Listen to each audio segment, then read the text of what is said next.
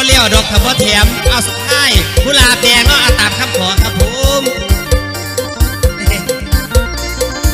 ขอบคุณอีลีเดอร์แม่เจ้าภาพปีนี้2 งานแล้วเนาะแม่เนาะโอ้ยดีใจหลายๆบ่ได้ใส่สุดมาล่ำมูให้เบิ่งดอกมื้อนี้ถ้าเป็นย่างคืนจังสิใส่เด้อมันเหลือผ่าผาดแต่มันงามเนาะแม่เนาะเดี๋ยวไว้โอกาสหน้าก็แล้วกันครับ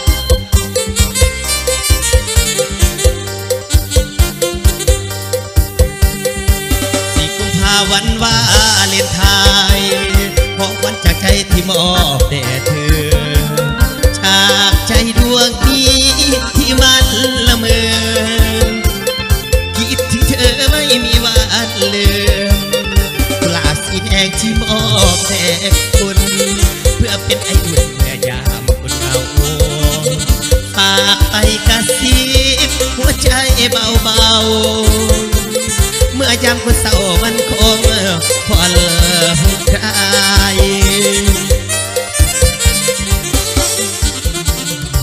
กายวันที่14 กุมภาพันธ์ชายจับน้องเชื่อชายแค่ติดดอกไม้ละบ้าไอ้สู้จังเลยขึ้นบางทางเขานั่งคุยกันแล้วเคยเอาหัวโน้ตตาผากลิ้งหลุดลางนั่งจำได้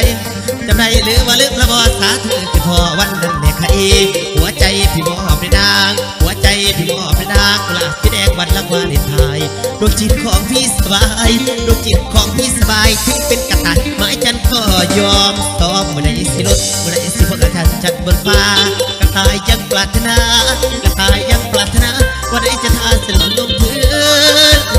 ดินไม่สิ้นชีวิตขอคอยต่อไปแม้มันจะไม่ให้สิ้นความหวังเพื่อนกุหลาบแดงเจ้าเอ๋ยขอเจ้าจงฟังวันไหนเขาชักเจ้าจงคื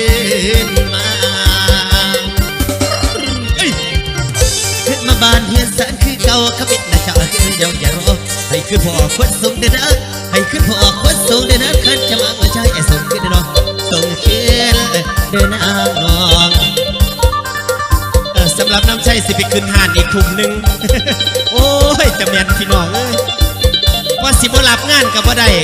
เดี๋ยวทีมงานกับสิบ่ได้เงินคือกันพูดล่ะทั้งบ้านนายเยี่ยทั้งหัวเรือคนเด้อพี่น้องเด้อสำหรับมื้อนี้ครับผิดพลาดประการใดสำหรับน้ำชัยขอลาไปแต่เพียงผู้ดีก็แล้วกันนะครับเด้อขอให้พี่น้องเขาสำหรับปีนี้ถูกหวยรวยเบอร์ร่ำรวยเงินทองเทมาตลอดปีเลยก็แล้วกันครับ